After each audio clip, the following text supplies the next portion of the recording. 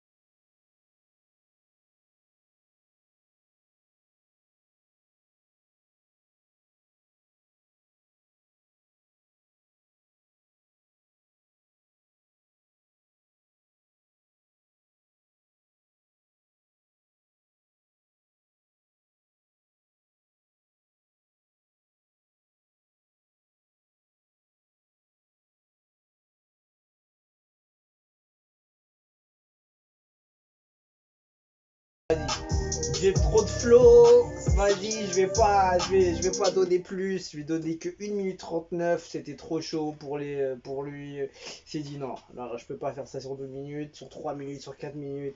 Le mec il s'est dit, vas-y, franchement, je vais juste voir les sons qu'il a sortis, c'est des combien de minutes? 2 minutes 50, 2 minutes, 2 minutes 47, 2 minutes 42, je crois que je vais faire tout sur une vidéo. Je crois que je vais faire tout sur une vidéo. Légende, légende. Le mec il pose, on dirait un. Je peux même pas dire, on dirait un carré, parce que même les carrés, des fois, ils vont te poser.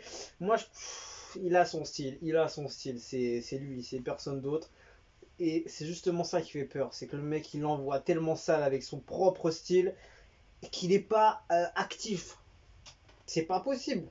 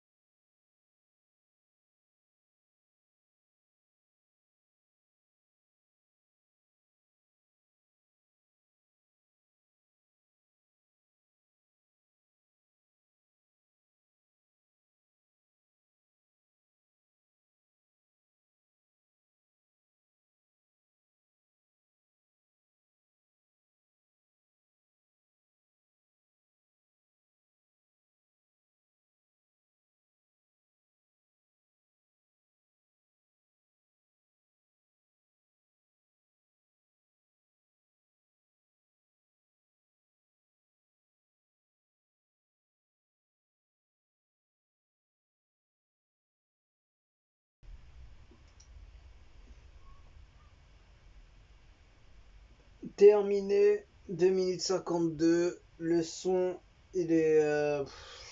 C'est toujours le style carré quand même. Faut pas se mentir, le mec il est. C'est un style carré à sa sauce. Il a fait une sauce à lui. C'est tout. Le mec il a fait. Il fait son kiff, c'est tout. Le mec il a ses vibes, il a ses kiffs, il a ses prods. Il a tous ses boys. Donc ça passe, ça passe. Même si je valide pas comme un ouf, ça passe bien. Ça passe bien. Ça passe bien. Faut pas se mentir, les gars. Faut pas se mentir. Donc, vas-y, on passe à la suite. Ça, c'était Drop Top. Il y a du bruit, hein.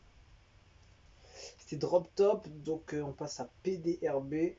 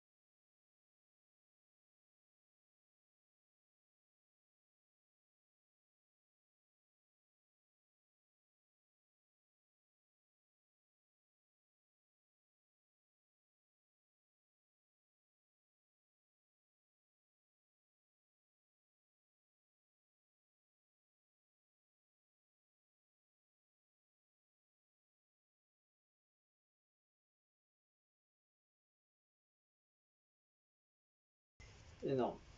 Non, qu'est-ce que tu veux faire? Qu'est-ce que tu veux faire? C'est chaud aussi. Ultra chaud. Ultra chaud. Ultra chaud.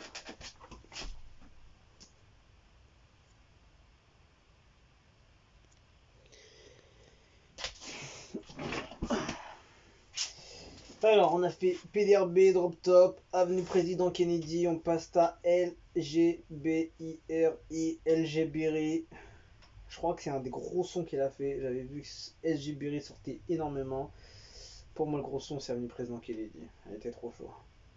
Elle était trop chaud. Let's go, c'est parti. Avant-dernier son de son EP.